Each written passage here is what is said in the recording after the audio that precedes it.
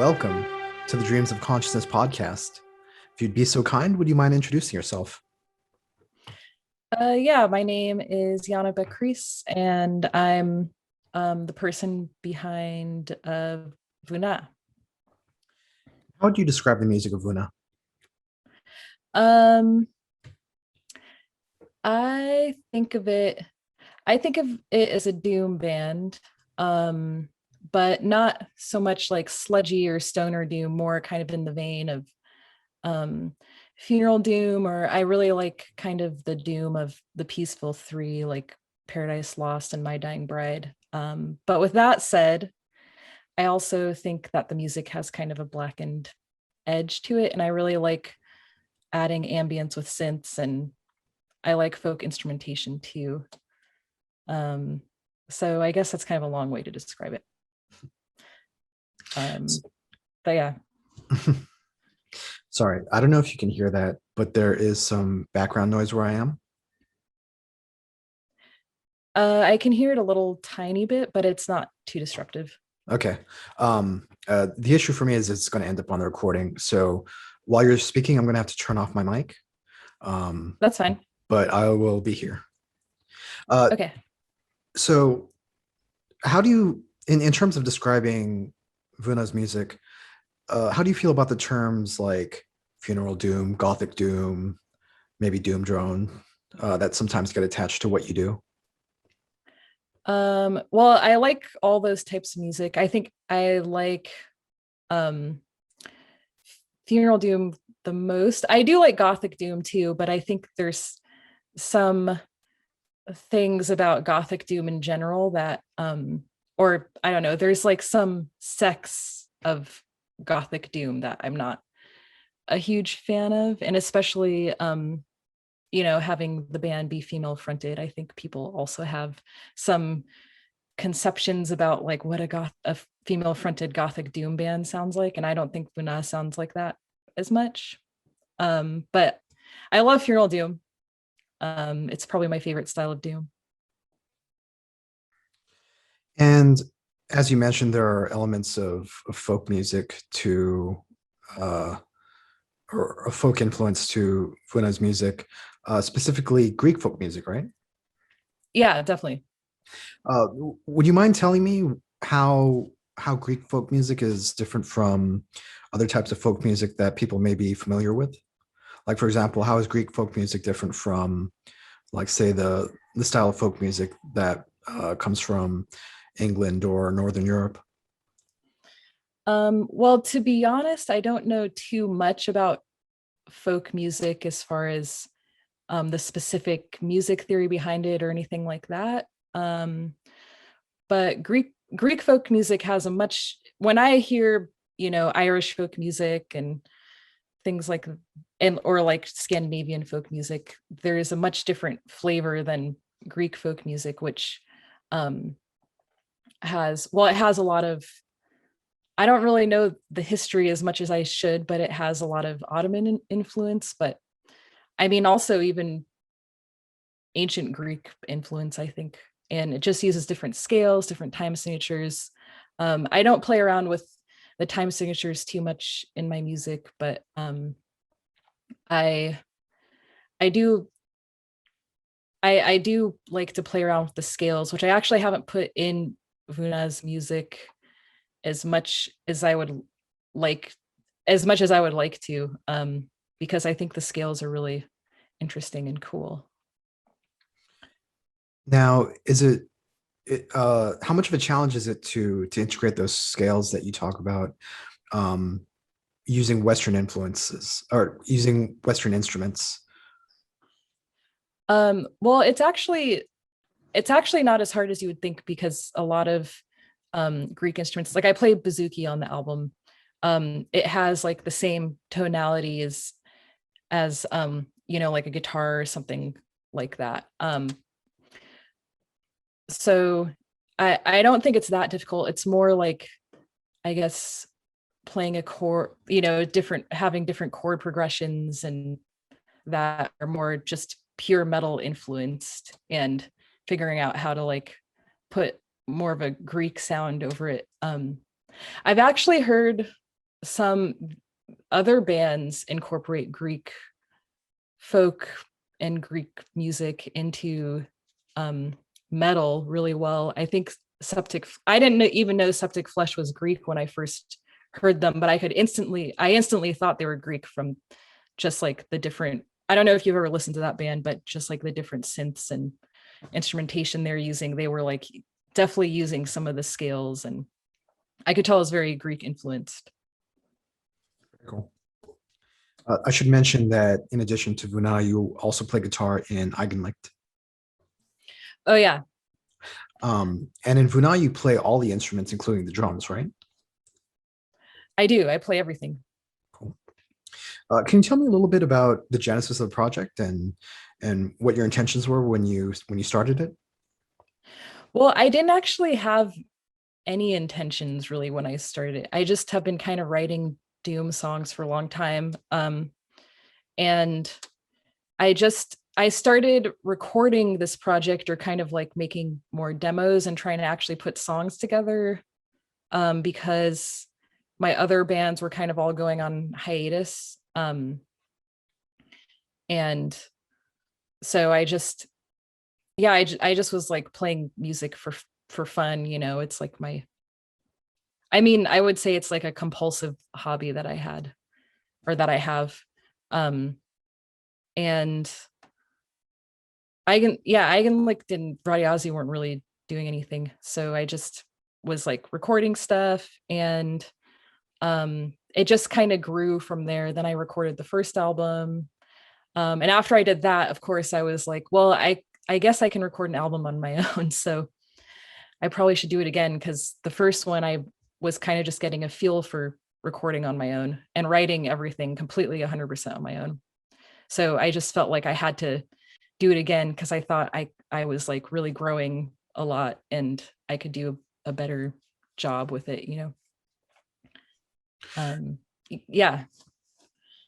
Now, was the intention always to be a solo project, or did you originally seek out collaborators for this? It was always to be a solo project. With you playing all the instruments? Yeah, I kind of, well, drums were my first instrument that I played in bands, and I just really missed playing them. So it was kind of an excuse for me to do everything and to have just total control over every single piece of the music, which I've never had before. Was it also an opportunity for you to express musical ideas that maybe didn't fit into some of your other projects? Oh, definitely. Yeah. Yeah. Cause I feel like a lot of the other projects I've been in have been more black metal focused, but, and I love black metal, don't get me wrong, but I have a very special place in my heart for doom. So, I don't know how much you've listened to Eigenlicht, but I definitely was, there's definitely some doom riffs in that band, because I like doom, but the band was never going to be completely doom. My bandmates wouldn't have let me do that. Why Doom? What do you like about Doom? I just like the how huge it sounds, and I think other types of metal can sound really huge and epic, but I just think there's something, um the whole point of doom is to be like really huge and heavy, and so yeah, that's why I love it. So that first album came out at the end of 2018, right? Self-titled album. Yes. How long had you been working on it before it was released? um I Let me think about this. So I started some of those riffs on that album I wrote like, I don't know, maybe 10 years ago or something, but I hadn't really like put them into songs. I think between writing and recording, it was honestly kind of a pretty quick turnaround time. I started writing it, I don't know, maybe like a year or something like that, between when I started writing it and when it was released. Now, with complete control over um, all the arrangements and all the instrumentation. Um, did you find that? I mean, obviously, control can be a benefit, but control can also have um, a flip side where uh, if you're not happy with things, you tend to redo them over and over again. Did you find that happening with you? Oh, definitely. Yeah, and I kind of need to figure out how to not do that anymore, because I definitely would like be like, okay, I like this part, but I don't like it enough, and then I would kind of chase my tail. And um I think sometimes there's diminishing returns when you do that, and I don't think it necessarily results in better songs.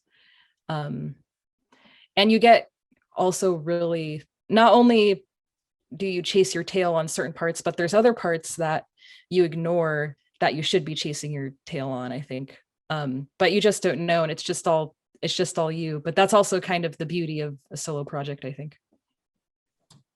When is the song done for you?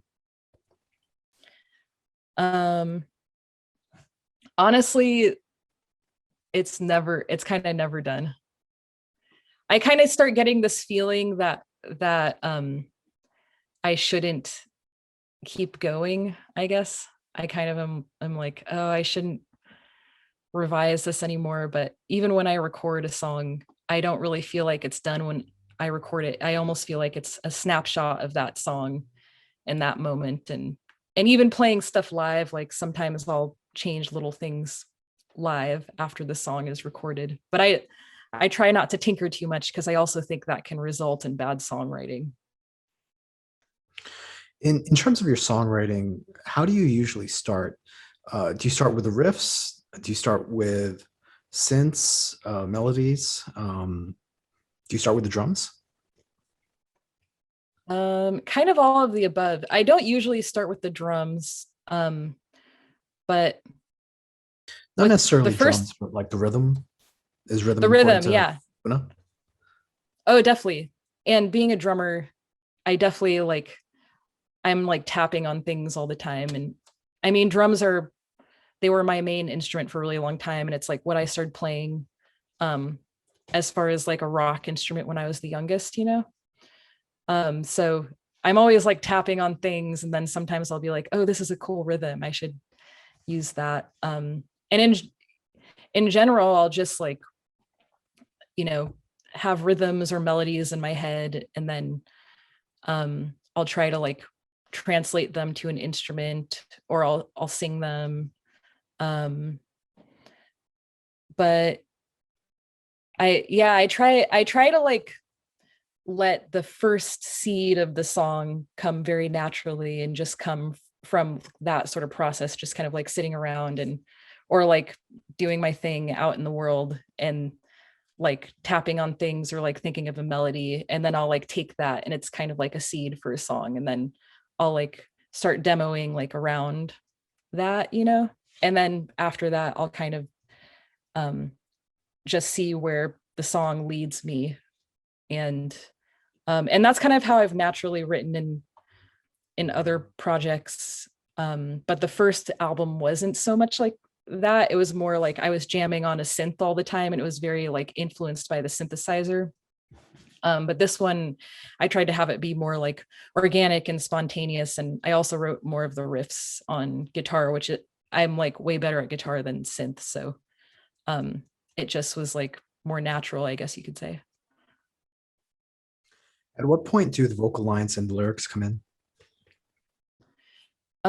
So some of the vocal lines are just things that I like will hum to myself. And sometimes it it sounds weird, but sometimes I'll actually like dream vocal lines.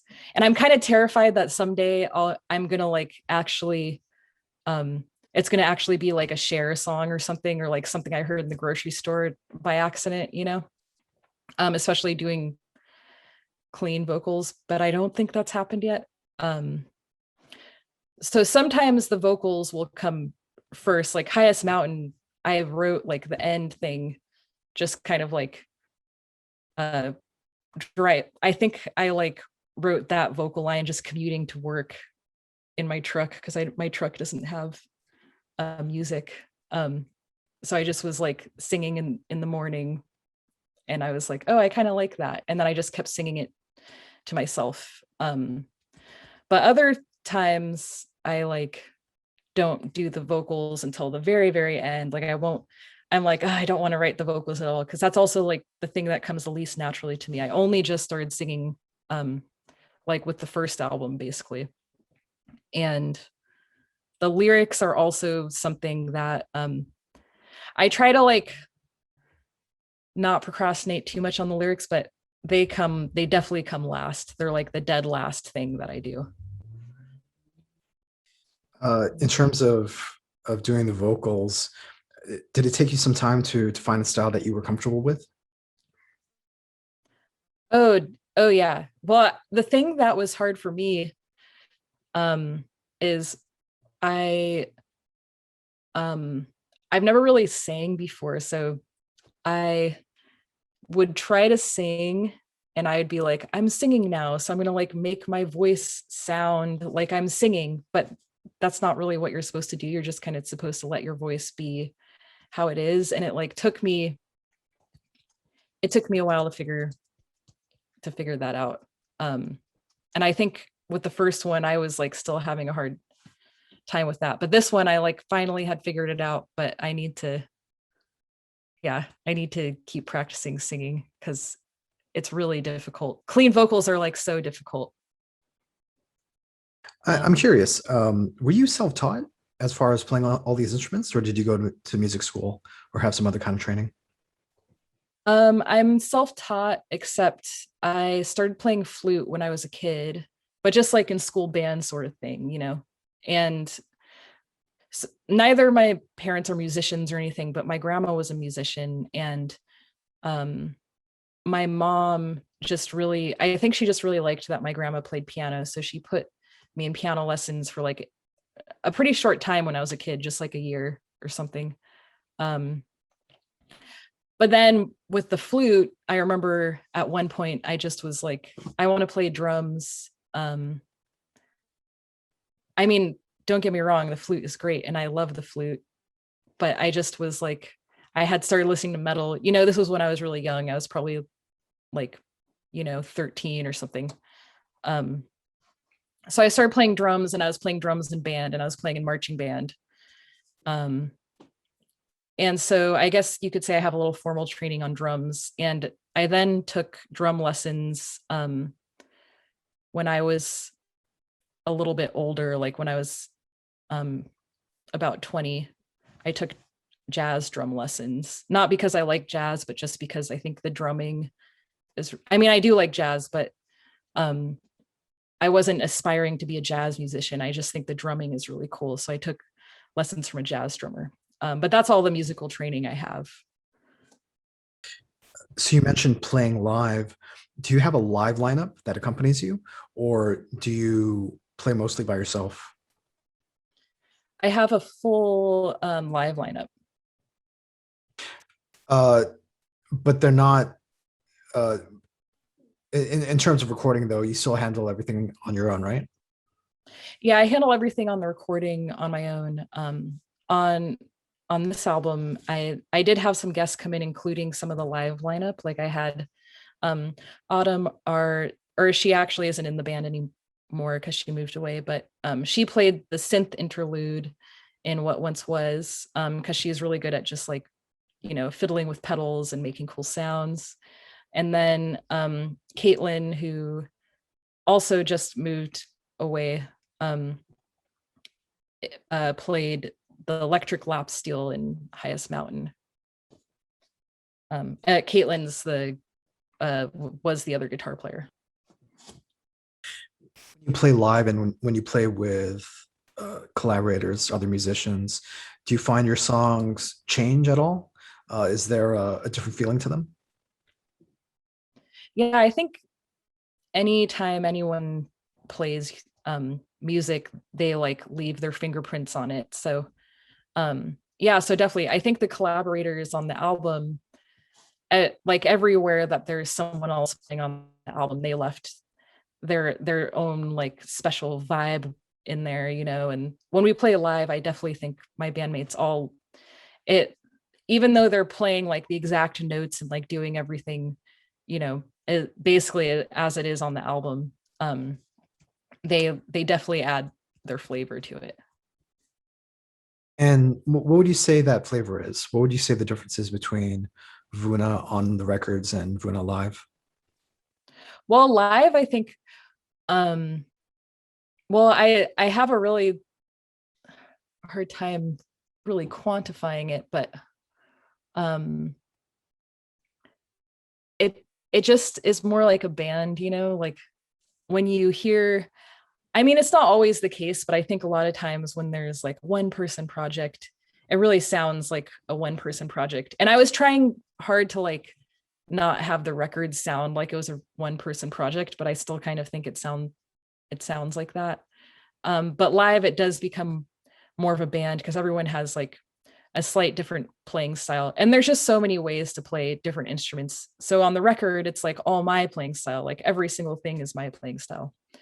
Um, but live, it's like the drummer, he has his playing style, or like the synth player has her playing style, or my bassist has their playing style. Like it's just all, everyone just leaves their mark, but it's hard to really put into words exactly what that is for each individual person. um I just think it sounds more like a band because it sounds more like a group of people playing together rather than just myself playing to myself. Is your live lineup four people, five people?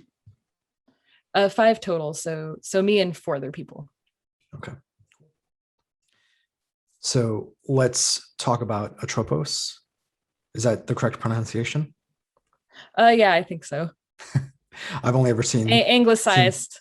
anglicized. I've only ever seen it in comic Yeah. books, so Oh yeah. hopefully, native Greek speakers will forgive my pronunciation. Atropos is the name of Vuna's second album, and it came out last week at the time that we're speaking on July 16th, 2021, through Profound Lore Records.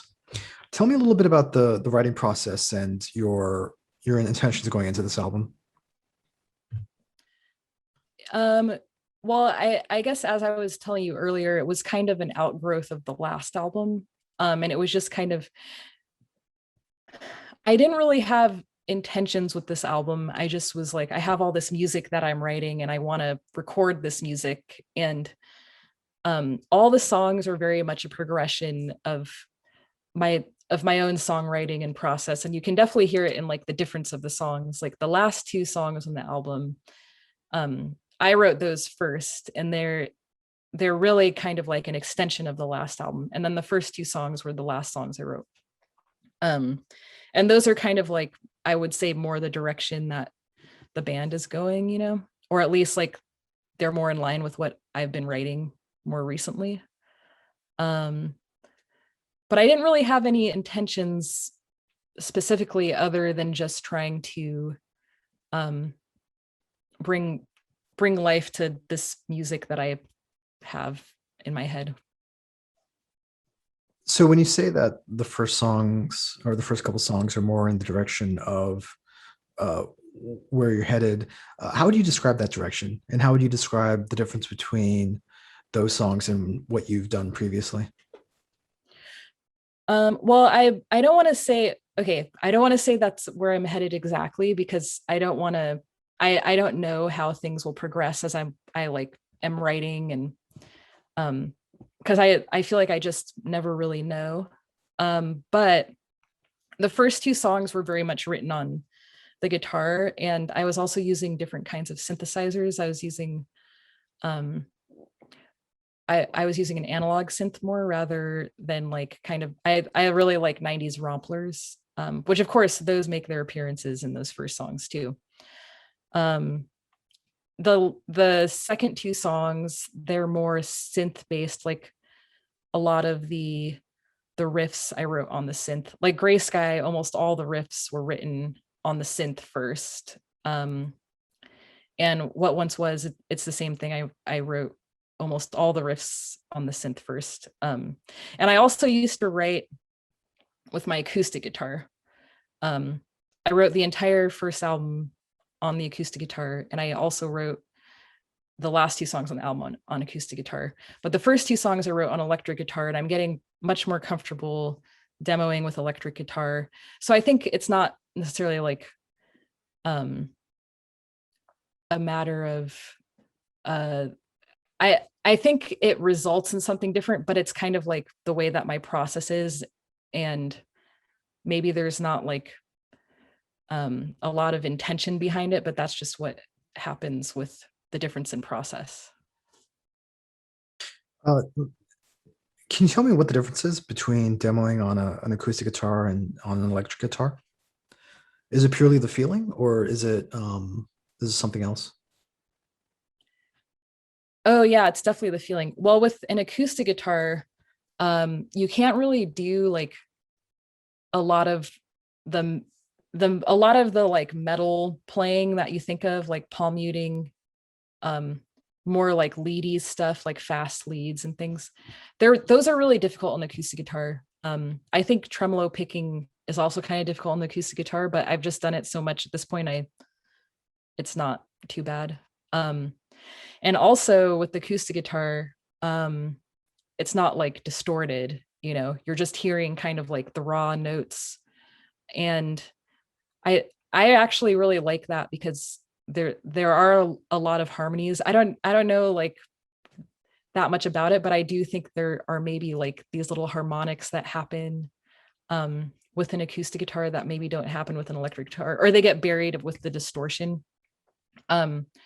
So yeah, so I think it's just different in how it sounds. And also with the acoustic guitar, I would like just play it, like sit on my couch and play acoustic guitar and then be like, oh, I like that riff. I'm gonna like, go over to my computer and record it.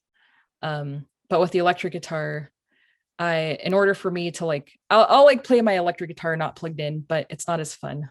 So I'll like, play the electric guitar almost always like, I don't usually have my amp. I'm usually like attached to a computer and using like an amp modeler, um, which isn't so bad, or it's not as bad as it sounds. But yeah, that's what I would say is a difference. Uh, so you mentioned that a few of the Vouna live members made contributions to the album. Can you tell me about some of the other guests that you have performing on the album? Yeah, so I had Entrail, who is a musician here in Olympia who does like kind of their own kind of like ambient stuff. They have their own project and it's called Entrail. Um, and they played violin, and they'll like do violin and sing and also play bass and then kind of like layer it. I think their music is really cool. I would highly recommend to check it out. Yeah, somebody sent me the Entrail album, and it's very cool if you like ambient music. Uh, it's kind of a drony ambient neo folk kind of thing, right? Yeah, it is, and it's really cool. Yeah. Um, and I also had Asia Kindred Moore play on it, and she plays the harp. She plays in a neo folk band called Sangre de Muerdago, and she is just an amazing harp player. She has her own project called Solace, which is kind of like ambient harp. And I've actually been helping her record an album, and hopefully she'll be able to release that soon. But she has like a beautiful voice, really good at recording, or really good at harp, and she like will do things like plug the harp into pedals. And but yeah, so she played harp, and I'm really hoping I can continue having her play on my records if I record ever again. And then Nathan Weaver from Wolves in the Throne Room sang on Vanish. He did harsh vocals because I don't really do those types of vocals, or I just don't really feel like I'm good at it, so, but I just love his vocals. So um he contributed, and Wolves in the Throne Room have an album coming out soon, which is pretty awesome. So I recommend people check that out too. Hopefully, Wolves in the Throne Room will be on this podcast soon. Uh, well, maybe we'll talk a little bit after this interview. um, but speaking of Wolves, you recorded the album yourself at their studio, right? The Owl Lodge. I did, yeah. Well, and they helped me record my first one. And they were a lot more involved in that one, not so much in like um yeah, they like were kind of the ones who kind of pushed me um to record my album in the first place, because they have a studio, and they were like trying to like get more people to record in the studio. So they just were like, we have the studio and we'll help you like record your album if you want. So I was like, oh sure, just because, well, Aaron, who is the drummer of Wolves in particular, he was wanting more experience like recording, you know.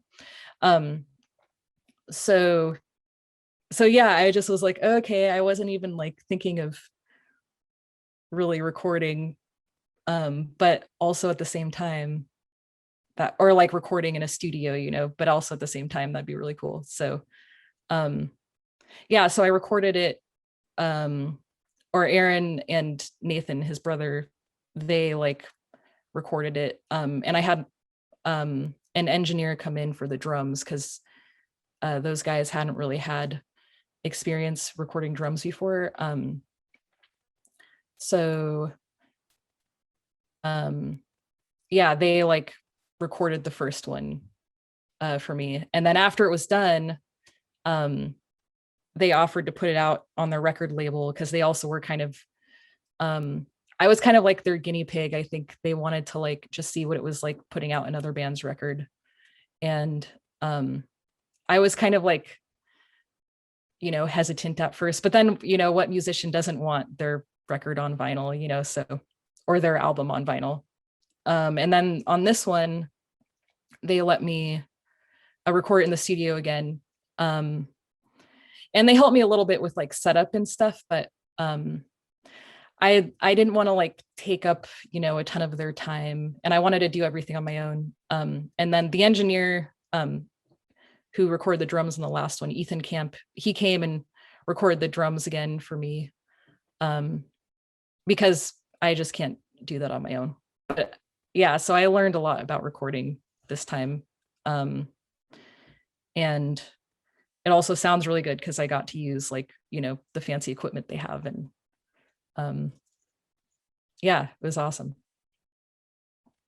Now, just purely in terms of the sound, you recorded the first album yourself on your own software, right?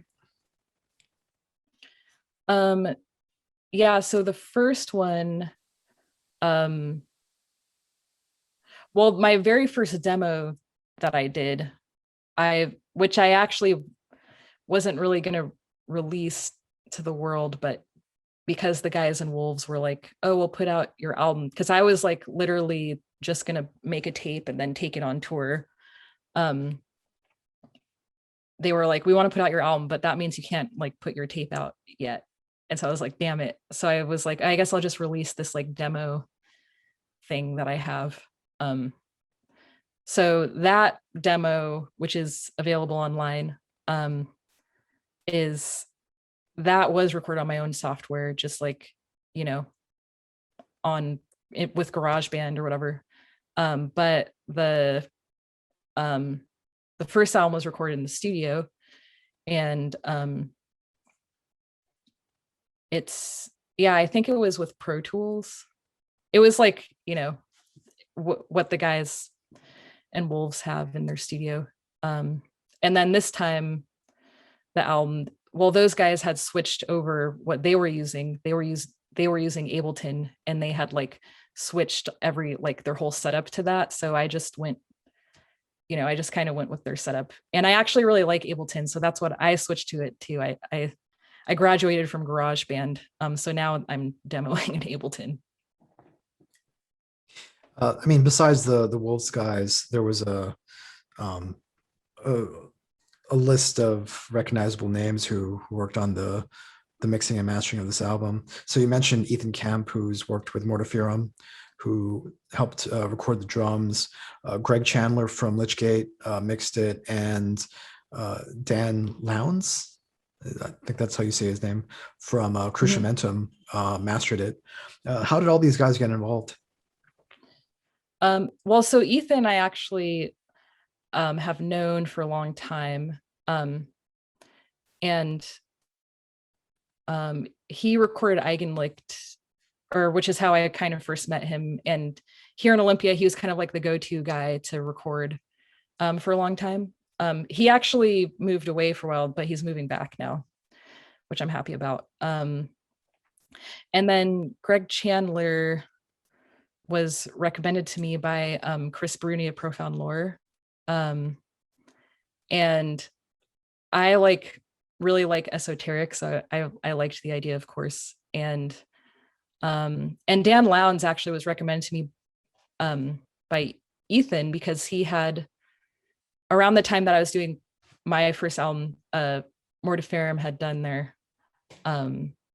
their first tape or whatever, and Ethan had just recorded it, that too. So he was like, oh, this guy Dan Lowndes from Cruciamentum, he, or however you say his band name,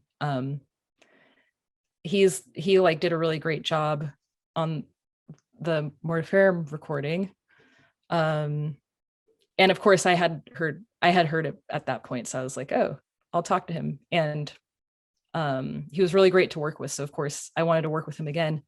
And it was just like great because he'd also worked with him, and Greg, like, I guess, have known each other for a long time and have worked together a lot, so it just all worked out really well.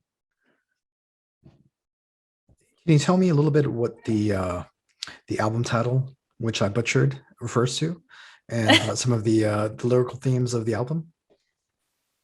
Yeah, so Atropos, she's like the fate of she's the oldest of the three sister fates or whatever. And I actually don't know very much about Greek mythology, but so I'm not sure if I have that right, but I think that is right. So there's like the three fates, and there's one who like spins the thread, and then one who measures the length, and then the one who cuts the thread, and she's the one who cuts the thread. So she kind of like is the one who's like, okay, you're gonna like die like now. And um I know it's a very overexplored theme in Doom, but I just had um I'd like just been dealing with like death a lot in my life during the course of this album. So I the songs just ended up kind of being like that. And I also have always had a morbid fascination with death, like a lot of people. And I, yeah, it's just interesting. I work in the sciences, and I'm not, I mean, I work more now, I'm like in climatology, but before I was like more in ecology. So like kind of biology stuff. But that's not really like my realm. But despite that, I do like Oh, to this read is not about. good. You work in climatology and you have a doom metal band. Like, I feel like this is an ominous. Yeah. Yeah. Um, yeah, I'm in grad school right now. I'm studying climatology. Um, but before I was working doing all ecology stuff, and I did that for years. Um, so I like have a science background, and I'm always like very interested in just kind of like the science, as the sciencey side of everything, and that includes death. And it's interesting to me that we have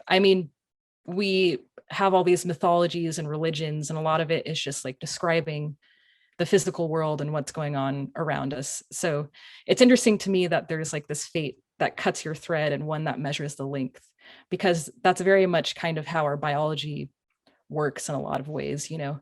I mean, we can do these things to like modify our biology, but the human lifespan is very limited, and there's not really a lot that we can do to extend it. Maybe someday we'll be able to extend it, but so far it seems kind of like there's a cap.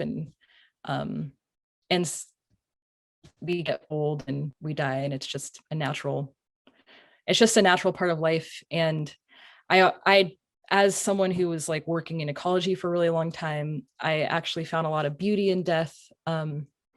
Like the old growth forest around here, you know, a, a tree will like fall, and then that tree will become a nurse log, and there'll be all these seedlings on it, and it will actually be a place of like abundance, you know. So I wasn't exactly trying to have the album be just about death in this like depressing way. I wanted it to be kind of more complex than that, like because I find there's a lot of beauty in death too.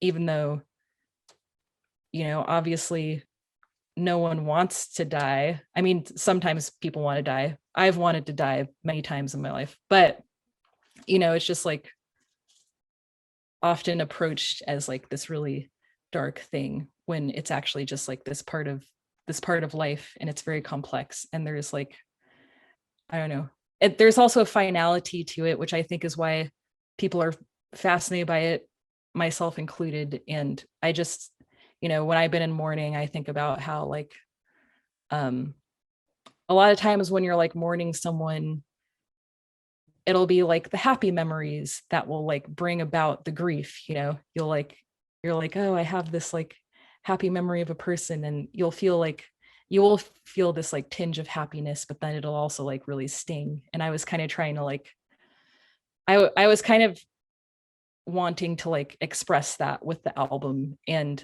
I think that's something too with thinking about the fates, because I don't know very much about mythology, but it's just like this very matter of fact thing. It's like it is this way, like, or it isn't this way. And that's kind of why I think I've always been really attracted to science too, is because it's kind of just like, you know, this is how it is, and there's not necessarily like emotion attached to it or whatever. I don't know, maybe I might be rambling too much here, um but that's kind of why I was like attracted to naming the album after Atropos.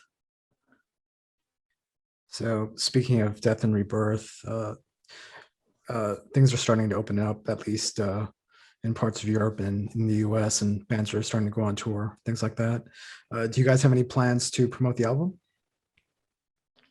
Well, I definitely want to go on tour, but I haven't booked anything yet. But there are plans to do that, and um, I really hope that things open up and we can get on the road, because I miss it so much. I miss playing live a lot and going to shows, and I just miss the whole like community that is around live music too. I just miss it all, but there's no solid plans yet. So Atropos is out now through Profound Lore Records. Yianna, how can people order the album? What's the best way to get it? I would say go to the Profound Lore website and web store, but you can also go to my Bandcamp. Um, yeah, I think those are the best ways to order it. So you mentioned liking vinyl and wanting to put out your music on vinyl. I understand Profound Lore has a few limited edition vinyl versions that are uh, uh, on pre-order right now. Can you tell me a little bit about what the label has planned?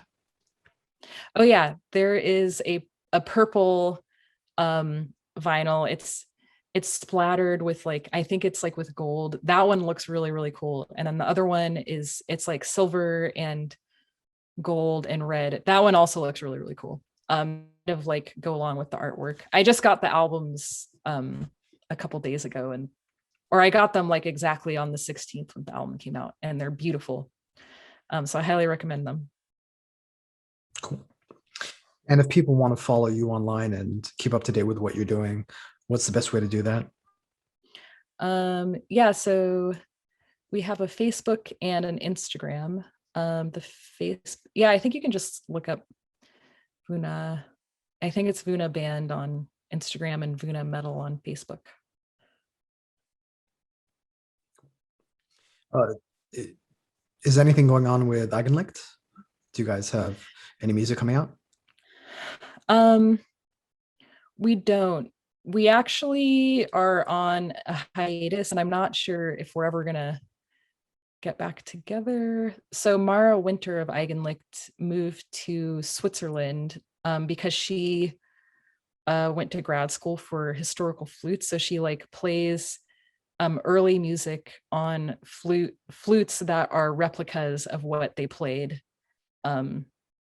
in, you know, the time of early music. And she's an amazing musician and has like, I would, that's also something else I'd highly recommend is to look her up because she has some cool flute stuff and other cool projects. But she lives in Europe now, and I think it'd be pretty hard to do Eigenlicht without her. At least I wouldn't want to do it without her. So we're on extended hiatus, but if she ever comes back, I think we definitely will be looking to do another Eigenlicht album. So with Eigenlicht on hiatus, would you are you looking to do another black metal project, or is Vouna it for you right now? I think it's it for me right now. I actually am kind of wanting to play drums in a project though. But I don't think I'd play guitar in another project or contribute to any songwriting in another project. Okay, cool. How come, actually? Oh, just because I have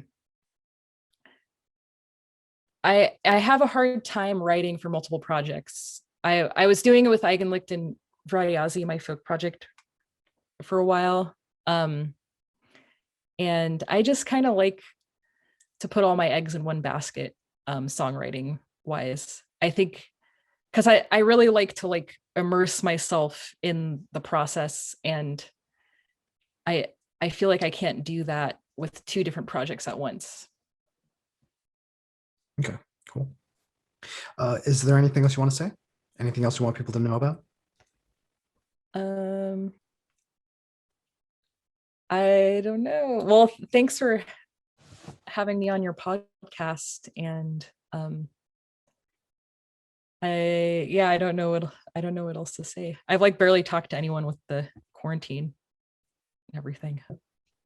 Yeah, no, actually, well, I've got this, and I've got a podcast about comic books, which is why we had a little bit of unintentional comedy at the beginning of the recording, because I'm used to speaking to older gentlemen who don't know how to connect to the computer audio, and so there's usually a couple minutes of coaching to get them to be able to use their mics correctly.